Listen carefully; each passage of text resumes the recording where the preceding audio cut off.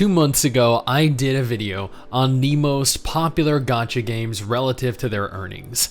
These titles consisted of gacha games that had earned significantly more than any of their respective competition. But financials are only one singular aspect that comprises what could be a popular game.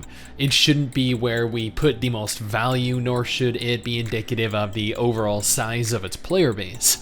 Some games just have whales that spend exorbitant amounts of money on their virtual husbandos and waifus, disgustingly so.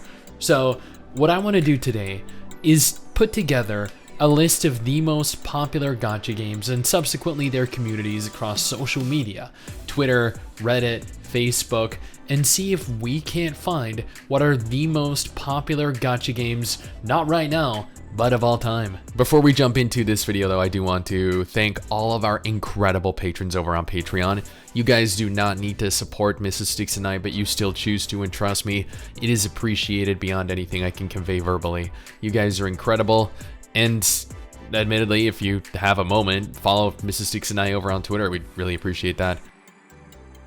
Number 1 should be no surprise to anyone. Genshin Impact has 4 different Twitter accounts that I am aware of, one for global, one for China, one for Russia, and one for Korea. The cumulative total of all 4 Twitter pages combined is 7.4 million. The Genshin Impact Facebook page has 2.9 million followers and 2.6 million likes. The official subreddit has 1.7 million followers. The official YouTube channel has 6 million subscribers. Those numbers are mind-boggling, especially given only a certain percentage of gacha players actively follow official social media channels. Monster Strike comes in at number 2. And if I'm being honest, I've never even heard of this game before this very moment, but it still managed to amass 3.5 million Twitter followers over its singular Twitter page. There is no active Facebook page for it, and the unofficial subreddit has a mere 2,700 followers. The official YouTube channel, though, has 1.25 million subscribers. As this is exclusive to Japan, it's no wonder they don't have access to every social platform like most of the other games in this list, but this is no less impressive. Number 3 belongs to Puzzle & Dragons. There are 2 official Twitter pages for the game, one in Japanese with 2.8 million followers, and one in English specifically for North America at 29,000 followers.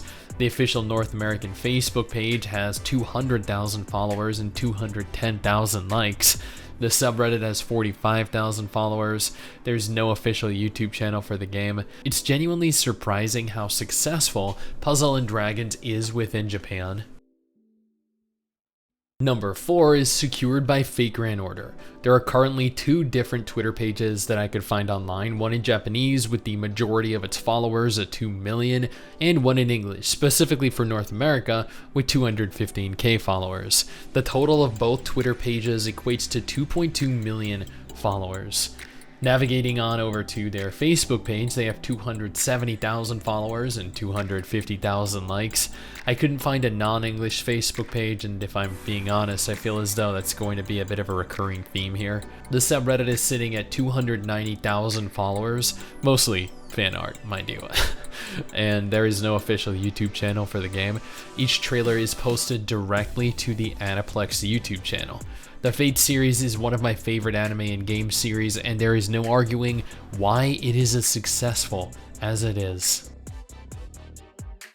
There are admittedly a lot of Japanese games in this list, as number 5 is Project Sekai. Project Sekai has 2 official Twitter pages, a Japanese one coming in at 1.7 million followers and an English one at 180k, totaling roughly 1.9 million followers.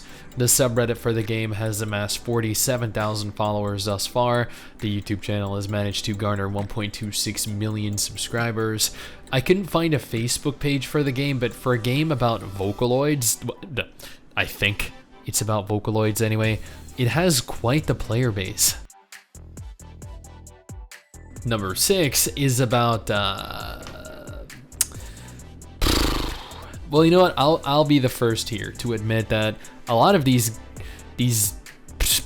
singing, these musical gacha that I've either never heard of or never seen footage of, so I'm absolutely oblivious to the kind of games that they are. Nevertheless, its Japanese Twitter has 1.6 million followers, and its English Twitter has 140k followers, totaling 1.74 million followers across Twitter.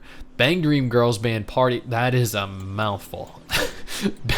Bang Dream Girls Band Party has 87,000 followers and 59,000 likes over on Facebook. The subreddit has 55,000 members, and I couldn't find an official YouTube channel for it. These Japanese gachas, though, have absolutely enormous communities, man. Then comes the most popular horse waifu, or you know what, the only horse waifu game in existence, I guess? Well, the Uma Musume at number 7.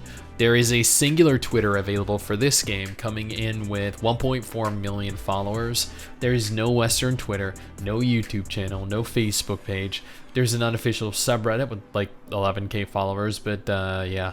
This is one of the highest grossing gacha games every single month in the entire world, and still only has a significant presence within Japan.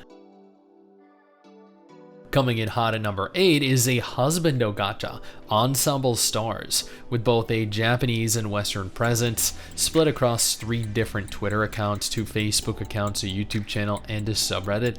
The Japanese Twitter has 1.3 million followers, the English Twitter has 106k followers, and the North American Twitter has 30k followers respectively, totaling almost 1.5 million followers. The Facebook pages are also split between English and North American, with the English page having 15,000 followers and 10,000 likes, and the North American page having 5.7k followers and 4k likes. The subreddit has 17.3k followers, and the YouTube channel has 14.5k subscribers. Honestly, pretty low to everywhere other than Twitter. Imagine if Twitter really does go down. There goes the vast majority of its community, and honestly, a lot of gacha games communities.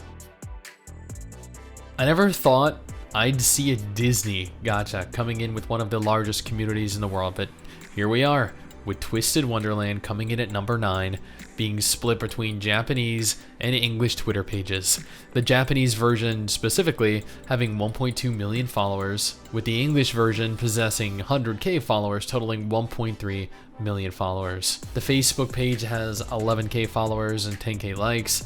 The subreddit has 17k followers, and there's no official YouTube channel. Rather, every video is uploaded directly to the Aniplex YouTube channel.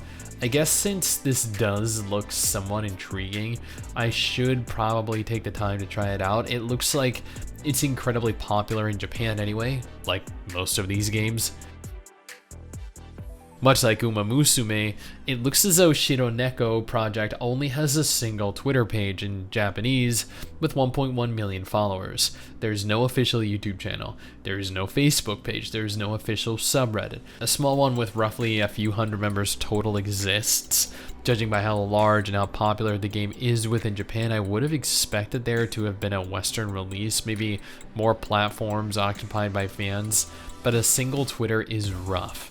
Nevertheless, this is quite the achievement, and if it ever releases westward, it'll probably garner quite the following. And that is it. These are the 10 largest, most active communities for gacha games.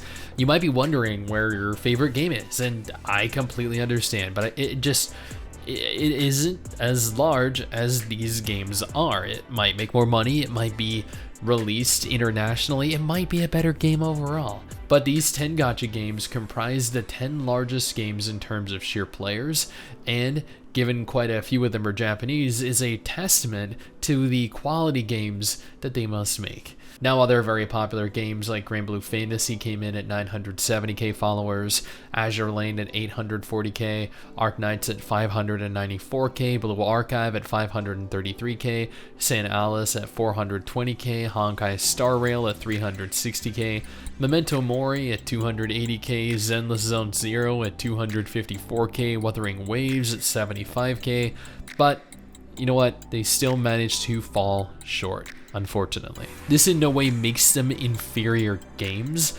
They just have significantly smaller presence on social media, which, much like earnings, are only one aspect of a game's size. Now, if these games are not quite doing it for you, I got two different videos on screen right now that might. One is featuring a gacha game that I think you should definitely take a look at because it looks so freaking good. And the other is a list of every confirmed upcoming gacha game releasing this month in the month of November 2022.